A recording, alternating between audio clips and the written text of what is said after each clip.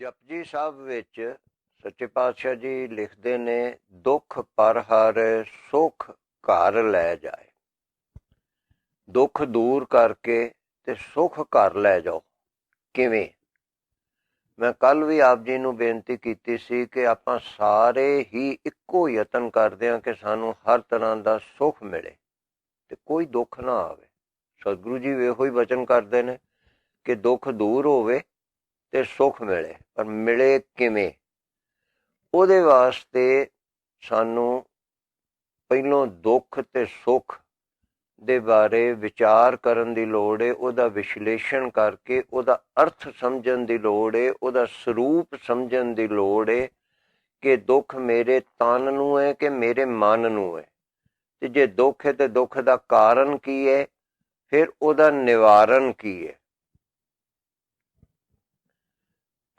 ਸੋ ਮੈਂ ਕੱਲ ਵੀ ਆਪ ਜੀ ਨੂੰ ਬੇਨਤੀ ਕੀਤੀ ਸੀ ਕਿ ਮਾਨਸਿਕ ਦੁੱਖ, ਮਨ ਤੇ ਤਨ ਦੇ ਦੋ ਪ੍ਰਕਾਰ ਦੇ ਦੁੱਖ ਨੇ। ਜਿਹੜੇ ਮਨ ਦੇ ਦੁੱਖ ਨੇ ਉਹਨਾਂ ਨੂੰ ਮਾਨਸਿਕ ਦੁੱਖ ਕਿਹਾ ਜਾਏਗਾ। ਮਾਨਸਿਕ ਦੁੱਖ ਜਿਹੜੇ ਨੇ ਉਹ ਦੁੱਖ ਸਾਨੂੰ ਤਾਂ ਵਿਆਪਦੇ ਨੇ ਕਿਉਂਕਿ ਅਸੀਂ ਵਿਚਾਰਵਾਨ ਨਹੀਂ ਬਣਦੇ, ਅਸੀਂ ਵਿਚਾਰਦੇ ਨਹੀਂ। ਗੁਰਬਾਣੀ ਵਿੱਚ ਪੰਜਵੇਂ ਪਾਤਸ਼ਾਹ ਸੱਚੇ ਪਾਤਸ਼ਾਹ ਬਚਨ ਕਰਦੇ ਨੇ, ਵਿਵੇਕ ਬੁੱਧ ਸਭ ਜਗ ਮੈਂ ਨਿਰਮਲ, ਵਿਚਰ ਵਿਚਰ ਰਸ ਪੀਜੈ। ਸਾਰੇ ਸੰਸਾਰ ਦੇ ਵਿੱਚ ਵਿਵੇਕ ਬੁੱਧੀ ਨਿਰਮਲ ਹੈ, ਉਹ ਬੁੱਧੀ ਸਰਵੋਤਮ ਹੈ। ਤੇ ਵਿਵੇਕ ਬੁੱਧੀ ਕਿਹਦੀ ਹੈ? ਵਿਚਾਰ ਵਾਲੇ ਦੀ। ਥਾਲ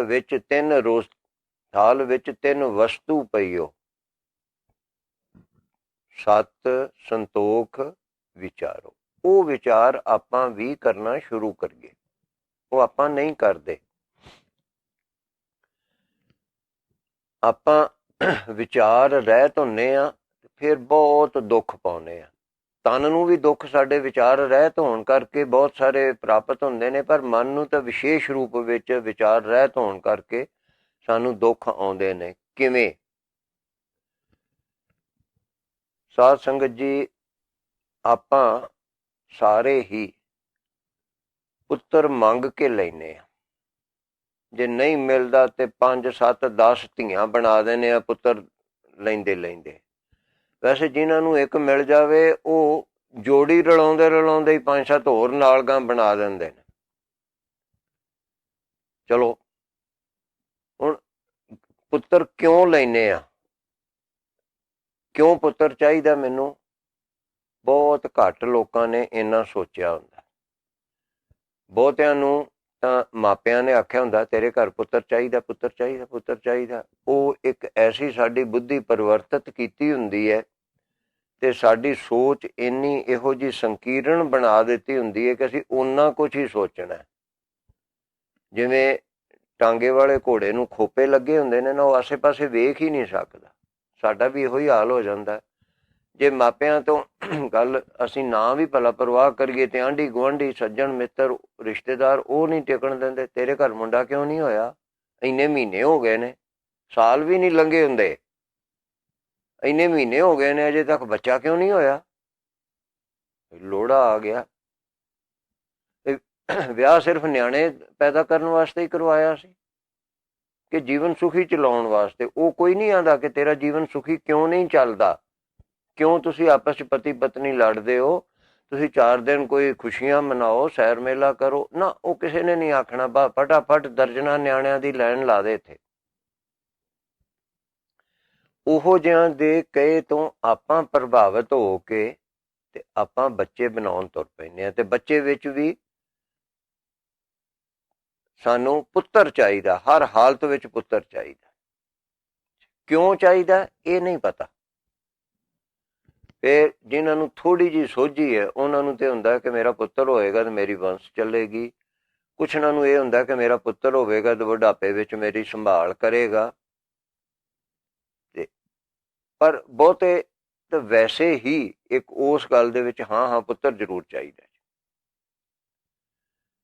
ਸੋ ਗੁਰੂ ਕਿਰਪਾ ਕਰਦਾ, ਬਹੁਤ ਸਾਰਿਆਂ ਨੂੰ ਪੁੱਤਰ ਦਿੰਦਾ ਵੀ ਹੈ ਨਾ। ਜਦੋਂ ਪੁੱਤਰ ਹੋ ਜਾਂਦਾ ਹੈ ਫਿਰ ਆਪਾਂ ਇੰਨਾ ਚਾਅ ਇੰਨਾ ਲਾਡ ਕਰਦੇ ਹਾਂ ਕਿ ਉਸ ਪੁੱਤਰ ਦਾ ਆਪਾਂ ਦਿਮਾਗ ਖਰਾਬ ਕਰ ਦਿੰਦੇ। ਲਾਡ ਤੇ ਚਾਅ ਨਾਲ ਉਸ ਪੁੱਤਰ ਨੂੰ ਇੰਨਾ ਵਿਗਾੜ ਦਿੰਦੇ ਆ, ਇੰਨੀਆਂ ਭੈੜੀਆਂ ਚੀਜ਼ਾਂ, ਸਿਹਤ ਵਾਸਤੇ ਨੁਕਸਾਨ ਦੇ ਚੀਜ਼ਾਂ ਖਾਣ ਨੂੰ ਦਿੰਦੇ ਆ, ਇੰਨੀਆਂ ਪੁੱਠੀਆਂ ਆਦਤਾਂ ਪਾ ਦਿੰਦੇ ਆ, ਕਿਉਂਕਿ ਚਾਵਾਂ ਨਾਲ ਲਿਆ ਨਾ ਪੁੱਤਰ, ਉਹ ਮੰਗ ਮੰਗ ਕੇ ਲਿਆ।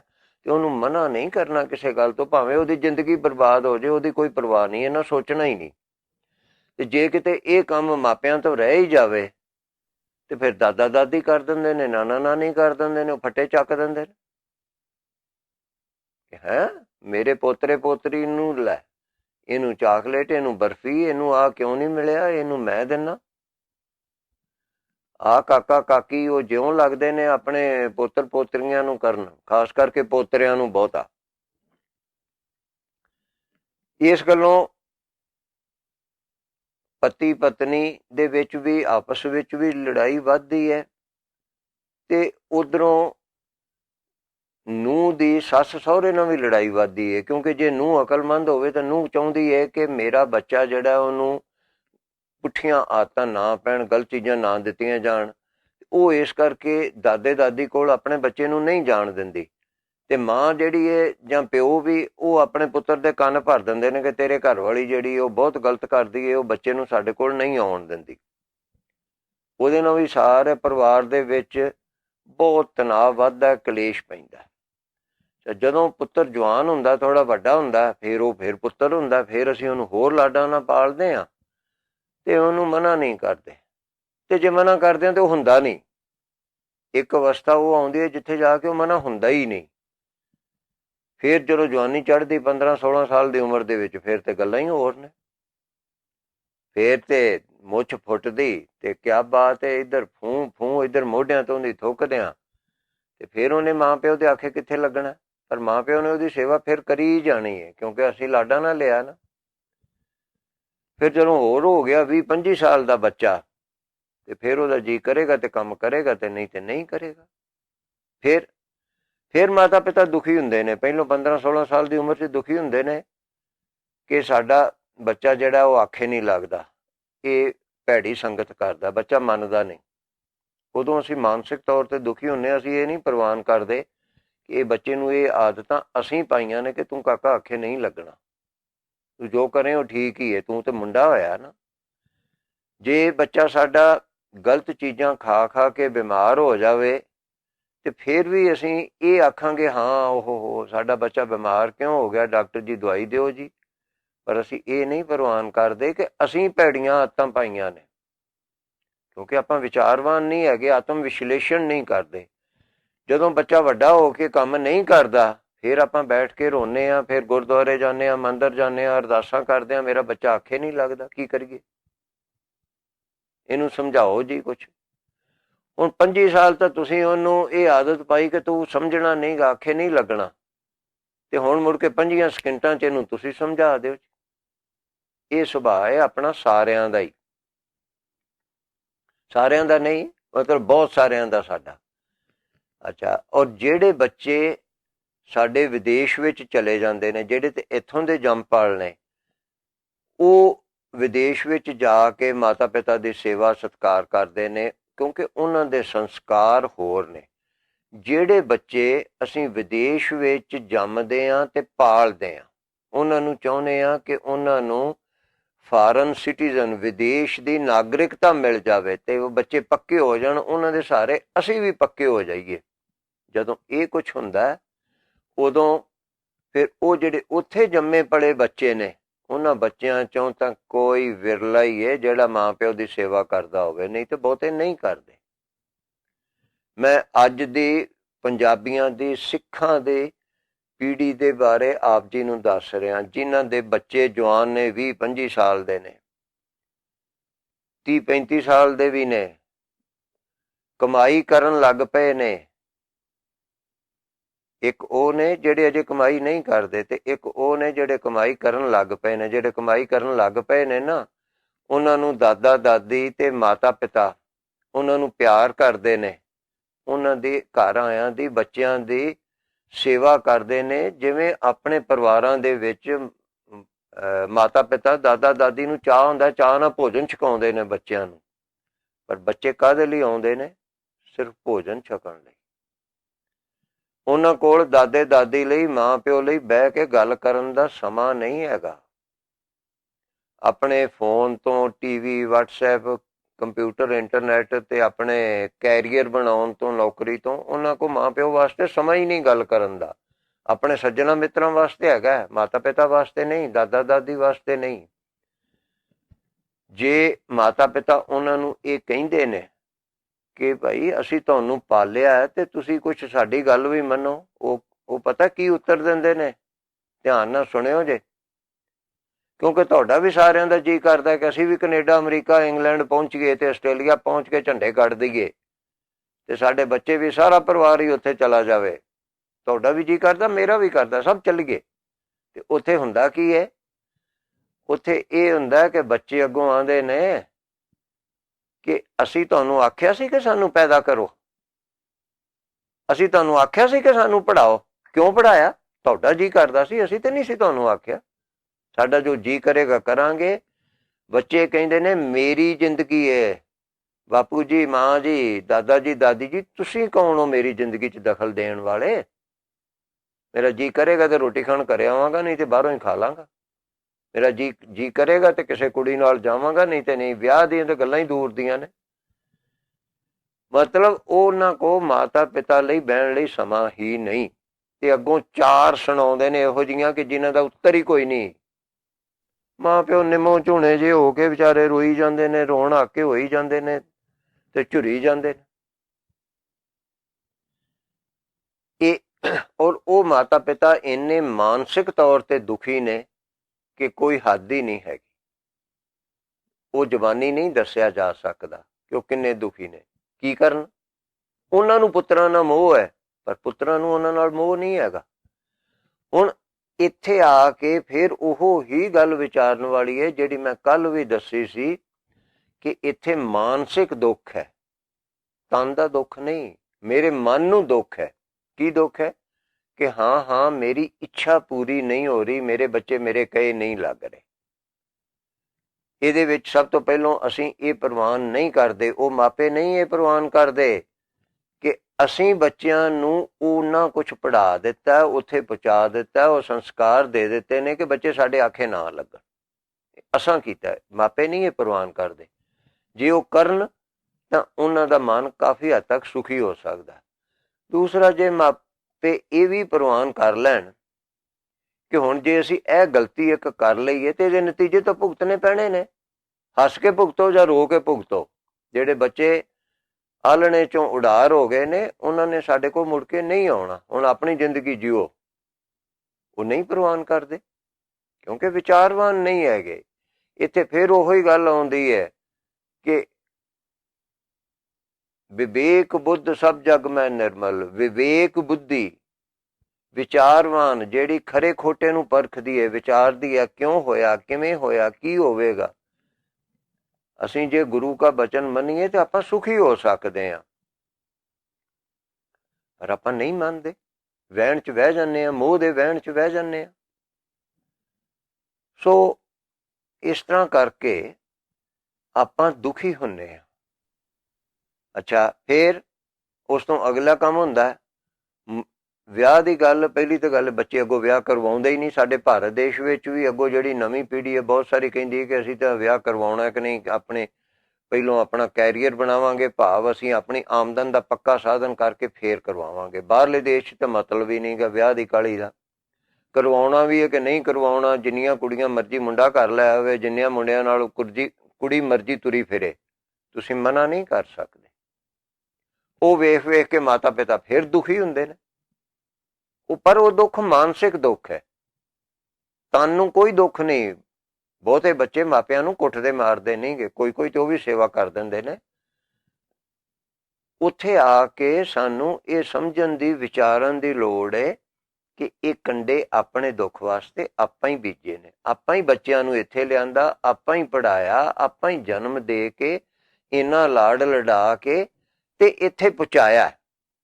ਤੇ ਇਸ ਯੁੱਗ ਵਿੱਚ ਜਿੱਥੇ ਵਿਦੇਸ਼ਾਂ ਦੇ ਵਿੱਚ ਬੱਚੇ ਸਾਡੇ ਜੰਮੇ ਪਲੇ ਨੇ, ਉੱਥੋਂ ਦੇ ਜੋ ਸੰਸਕਾਰ ਨੇ, ਜੋ ਉੱਥੋਂ ਦੀ ਸੱਭਿਅਤਾ ਹੈ, ਉਹਦੇ ਅਨੁਸਾਰ ਹੀ ਸਾਡੇ ਬੱਚਿਆਂ ਨੇ ਵੀ ਚੱਲਣਾ, ਉਹਦੇ ਅਨੁਸਾਰ ਹੀ ਹੋਣਾ। ਜੇ ਇਹ ਗੱਲ ਸਾਡੇ ਬੱਚੇ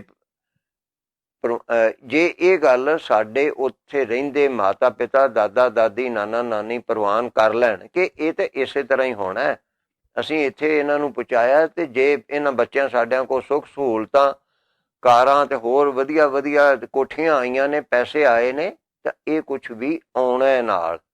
ਜੇ ਅਸੀਂ ਇਹ ਪ੍ਰਵਾਨ ਕਰ ਲਈਏ ਤਾਂ ਆਪਾਂ ਮਾਨਸਿਕ ਤੌਰ ਤੇ ਸੁਖੀ ਹੋ ਸਕਦੇ ਹਾਂ, ਪਰ ਆਪਾਂ ਕਰਦੇ ਨਹੀਂ, ਦੁਖੀ ਹੋਈ ਜਾਂਦੇ ਹਾਂ, ਰੋਈ ਜਾਂਦੇ ਹਾਂ। ਸੋ ਸਾਧ ਸੰਗਤ ਜੀ, ਆਪਣੇ ਆਪ ਨੂੰ ਸੁਖੀ ਕਰਨਾ ਆਪ ਜੀ ਦੇ ਹੱਥ। ਵਿਸ਼ੇਸ਼ ਰੂਪ ਦੇ ਵਿੱਚ ਮਨ ਦੇ ਦੁੱਖ ਜਿਹੜੇ ਨੇ, ਉਹਨਾਂ ਨੂੰ ਤਾਂ ਘਟਾਉਣਾ ਵਧਾਉਣਾ ਆਪ ਜੀ ਦੇ ਹੱਥ ਹੈ। ਜਦੋਂ ਮਨ ਦੁਖੀ ਹੋ ਜਾਂਦਾ ਫਿਰ ਤਨ ਤਾਂ ਆਪੇ ਹੀ ਦੁਖੀ ਹੋਣਾ ਹੀ ਹੋਣਾ। ਜੇ ਮਨ ਸੁਖੀ ਹੋਵੇ, ਮਨ ਜਿਹੜਾ ਉਹ ਕਾਇਮ ਹੋਵੇ, ਤੇ ਉਹ ਤਨ ਦੁਖੀ ਨੂੰ ਵੀ ਲੈ ਕੇ ਤੁਰ ਪੈਂਦਾ, ਪਰ ਜਦੋਂ ਮਨ ਡਿੱਗਿਆ ਹੋਵੇ ਉਹ ਤਨ ਦੇ ਆਖੇ ਨਹੀਂ ਤੁਰਦਾ। ਸੋ ਇਸ ਕਰਕੇ ਆਪਣੇ ਆਪ ਨੂੰ ਸੁਖੀ ਕਰਨ ਲਈ ਇਹਨਾਂ ਸਾਰੀਆਂ ਗੱਲਾਂ ਨੂੰ ਵਿਚਾਰੋ। ਵਿਆਹ ਕਰਾਉਣ ਤੋਂ ਪਹਿਲਾਂ ਇਹ ਸੋਚੋ ਕਿ ਮੈਂ ਵਿਆਹ ਕਿਉਂ ਕਰਵਾ ਰਿਹਾ। ਵਿਆਹ ਕਰਵਾਉਣਾ ਤਾਂ ਖੁਸ਼ੀ ਖੁਸ਼ੀ ਪਤੀ ਪਤਨੀ ਨੇ ਜ਼ਿੰਦਗੀ ਜਿਉਣੀ ਹੈ। ਪੂਰੀ ਖੁਸ਼ੀ ਤੇ ਕਿਸੇ ਦੀ ਵੀ ਨਹੀਂ ਨਿਭਦੀ, ਕਬੀਰ ਜੀ ਦੀ ਵੀ ਨਹੀਂ ਸੀ ਨਿਭੀ। ਉਹਦੇ ਵਾਸਤੇ ਗੁਰਬਾਣੀ ਦੇ ਚ ਸ੍ਰੀ ਗ੍ਰੰਥ ਸਾਹਿਬ ਜੀ ਦੇ ਵਿੱਚ ਵੀ ਬਹੁਤ ਕੁਝ ਲਿਖਿਆ ਹੋਇਆ। ਅਬ ਤੁਮਰੀ ਪ੍ਰਤੀਤ ਨਾ ਹੋਈ, ਕਬੀਰ ਜੀ ਲੋਈ ਜੀ ਨੂੰ ਆਂਦੇ ਨੇ ਤੇਰੀ ਪ੍ਰਤੀਤ ਨਹੀਂ ਹੋਣੀ। ਤੇ ਬੜੇ ਲੜਾਈ ਝਗੜੇ ਬਹੁਤ ਕੁਝ ਉੱਥੇ ਲਿਖਿਆ ਹੋਇਆ। ਸੋ ਜੇ ਉਹਨਾਂ ਦੀ ਨਹੀਂ ਸੀ ਹੋਈ ਤੇ ਆਪਾਂ ਨੂੰ ਵੀ ਤਾਂ ਸੋਚਣ ਦੀ ਲੋੜ ਹੈ ਨਾ। ਇਸ ਕਰਕੇ ਖੁਸ਼ੀ ਖੁਸ਼ੀ ਪੂਰੀ ਜ਼ਿੰਦਗੀ ਨਹੀਂ ਬਤੀਤ ਹੁੰਦੀ, ਪਰ ਇਹ ਹੈਗਾ ਕਿ ਲੜਾਈ ਝਗੜੇ ਘਟਾਏ ਜਾ ਸਕਦੇ ਨੇ। ਤੇ ਘਟਾਏ ਕਿਵੇਂ ਜਾ ਸਕਦੇ ਨੇ? ਆਪਸ ਵਿੱਚ ਵਿਚਾਰ ਕਰਕੇ ਦੋਵਾਂ ਜੀਆਂ ਵੱਲੋਂ ਕਿ ਅਸੀਂ ਵਿਆਹ ਕਰਵਾ ਲਿਆ, ਹੁਣ ਜੀਵਨ ਸੁਖੀ ਕਿਵੇਂ ਬਤੀਤ ਕਰਨਾ। ਹਰ ਹਫ਼ਤੇ ਬੈਠ ਕੇ ਆਪਸ ਵਿੱਚ ਗੱਲ ਕਰਨਾ, ਇਹਨਾਂ ਗੱਲਾਂ ਤੋਂ ਬੇਸੁਆਦੀ ਹੁੰਦੀ ਹੈ। ਇਹਨਾਂ ਤੋਂ ਆਪਾਂ ਕਿਵੇਂ ਇਸ ਗੱਲ ਨੂੰ ਨਿਪਟਾਉਣਾ, ਬਜਾਏ ਇਹ ਸਿੱਧ ਕਰਨ ਦੇ ਕਿ ਪਤਨੀ ਨੂੰ ਆਖੇ ਕਿ ਤੂੰ ਗਲਤ ਹੈ, ਗਾਲਾਂ ਕੱਢੇ, ਤਾਨੇ ਮਿਹਣੇ ਦੇਵੇ, ਡਾਂਗ ਚੌਲ ਛਕਾ ਦੇਵੇ, ਤੇ ਪਤਨੀ ਆਖੇ ਕਿ ਤੂੰ ਗਲਤ ਹੈ। ਨਹੀਂ, ਸੁਖੀ ਹੋਣ ਲਈ ਵਿਚਾਰਵਾਨ ਬਣ ਕੇ ਆਈਆਂ ਸਮੱਸਿਆਵਾਂ ਨੂੰ ਹੱਲ ਕਰਨ ਦੀ ਲੋੜ ਹੈ।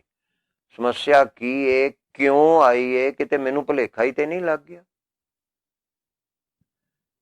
ਸੋ ਸੁਖੀ ਹੋਣ ਵਾਸਤੇ ਵਿਚਾਰਵਾਨ ਬਣੋ, ਫਿਰ ਹੀ ਆਪਾਂ ਸੁਖੀ ਹੋ ਸਕਦੇ ਹਾਂ। ਹੋਰ ਕੋਈ ਸੰਸਾਰ ਵਿੱਚ ਤਰੀਕਾ ਨਹੀਂ। ਜਿਵੇਂ ਡੰਗਰਾਂ ਨੂੰ ਨਾਲ ਨਾ ਦਵਾਈ ਦਿੰਦੇ ਨੇ ਨਾ, ਇਹੋ ਜਿਹੀ ਕੋਈ ਦਵਾਈ ਨਹੀਂ ਹੈਗੀ ਕਿ ਜਿਹੜੀ ਤੁਹਾਨੂੰ ਕੋਈ ਦੇ ਦੇਵੇ ਤੇ ਤੁਸੀਂ ਉਹਦੇ ਨਾਲ ਸੁਖੀ ਹੋ ਜਾਓਗੇ। ਉਹ ਇੱਕੋ ਹੀ ਦਵਾਈ ਹੈ ਜਿਹੜੀ ਗੁਰੂ ਕਾ ਬਚਨ ਹੈ ਕਿ ਵਿਚਾਰਵਾਨ ਬਣੋ। ਉਸ ਬਚਨ ਨੂੰ ਮੰਨ ਕੇ ਹੀ ਆਪਾਂ ਸੁਖੀ ਹੋ ਸਕਦੇ ਹਾਂ, ਹੋਰ ਕੋਈ ਤਰੀਕਾ ਨਹੀਂਗਾ। ਸੋ ਸਾਧ ਸੰਗਤ ਜੀ, ਕੱਲ ਨੂੰ ਮੈਂ ਫੇਰ ਬੇਨਤੀ ਕਰਾਂਗਾ, ਆਪਾਂ ਵਿਆਹ ਕਿਉਂ ਕਰਵਾਉਨੇ ਆ, ਤੇ ਫਿਰ ਆਪਾਂ ਵਿਆਹ ਦੇ ਕਰਵਾ ਕੇ ਸੁਖੀ ਕਿਵੇਂ ਰਹਿ ਸਕਦੇ ਹਾਂ, ਬੱਚਿਆਂ ਨੂੰ ਚੰਗਾ ਕਿਵੇਂ ਪਾਲ ਸਕਦੇ ਹਾਂ, ਤੇ ਬੱਚਿਆਂ ਤੋਂ ਅਸੀਂ ਸੁੱਖ ਕਿਵੇਂ ਪ੍ਰਾਪਤ ਕਰ ਸਕਦੇ ਹਾਂ। ਪਰ ਇਹਦੇ ਵਿੱਚ ਕੋਈ ਸ਼ੱਕ ਨਹੀਂ ਕਿ ਜਦੋਂ ਘਰ ਦੇ ਵਿੱਚ ਛੋਟੇ ਛੋਟੇ ਬੱਚੇ ਖੇਡਦੇ ਨੇ, ਮਾਤਾ ਪਿਤਾ ਦੇ ਨਾਲ ਲਾਡ ਪਿਆਰ ਕਰਦੇ ਨੇ, ਬੜਾ ਹੀ ਸੁੱਖ ਮਿਲਦਾ ਮਾਤਾ ਪਿਤਾ ਨੂੰ, ਦਾਦਾ ਦਾਦੀ, ਨਾਨਾ ਨਾਨੀ ਨੂੰ। ਇਹਦੇ 'ਚ ਕੋਈ ਦੋ ਰਾਏ ਨਹੀਂ। ਪਰ ਜਦੋਂ ਵੱਡੇ ਹੋ ਜਾਂਦੇ ਨੇ ਫਿਰ ਉਹ ਸੁੱਖ ਦੀ ਥਾਂ ਤੇ ਦੁੱਖ ਮਿਲਦਾ। ਉਹ ਕਿਉਂ ਮਿਲਦਾ? ਉਹ ਦੁੱਖ ਦਿੰਦੇ ਨੇ ਕਿ ਅਸੀਂ ਦੁਖੀ ਹੋ ਜਾਂਦੇ ਹਾਂ। ਦੋ ਗੱਲਾਂ ਫਿਰ ਵੱਖੋ ਵੱਖ ਨੇ ਕਿ ਮੈਂ ਇਹ ਸਮਝਦਾ ਪਿਆ ਕਿ ਮੇਰੇ ਬੱਚੇ ਮੈਨੂੰ ਦੁਖੀ ਕਰਦੇ ਨੇ ਜਾਂ ਬੱਚੇ ਦੁਖੀ ਕਰਦੇ ਨੇ। ਬੱਚੇ ਤੇ ਆਖਣਗੇ ਅਸੀਂ ਤੇ ਦੁਖੀ ਨਹੀਂ ਕਰਦੇ, ਅਸੀਂ ਤੇ ਆਪਣੀ ਜ਼ਿੰਦਗੀ ਜਿਉਨੇ। ਇਹਦਾ ਮਤਲਬ ਮੈਂ ਹੀ ਦੁਖੀ ਹੋ ਰਿਹਾ ਨਾ। ਤੇ ਮੈਂ ਕਿਉਂ ਹੋ ਰਿਹਾ? ਮਾਨਸਿਕ ਤੌਰ ਤੇ ਕਿ ਬੱਚੇ ਮੇਰੇ ਆਖੇ ਨਹੀਂ ਲੱਗਦੇ। ਇਹ ਮੇਰੀ ਸੋਚ ਹੈ ਕਿ ਬੱਚਿਆਂ ਨੂੰ ਮੇਰੇ ਆਖੇ ਲੱਗਣਾ ਚਾਹੀਦਾ, ਪਰ ਉਹ ਨਹੀਂ ਲੱਗਦੇ ਤੇ ਮੈਂ ਦੁਖੀ ਹੋ ਜਾਣਾ। ਹਾਂ, ਕਿਉਂ ਨਹੀਂ ਲੱਗਦੇ? ਸੋ ਇੱਥੇ ਆ ਕੇ ਵਿਚਾਰਵਾਨ ਬਣੋ, ਗੁਰੂ ਅੱਗੇ ਅਰਦਾਸ ਕਰੋ, ਗੁਰੂ ਕਿਰਪਾ ਕਰੇ ਤੇ ਆਪਾਂ ਗੁਰੂ ਚਰਨੀ ਲੱਗ ਕੇ ਸੁੱਖ ਲਈਏ।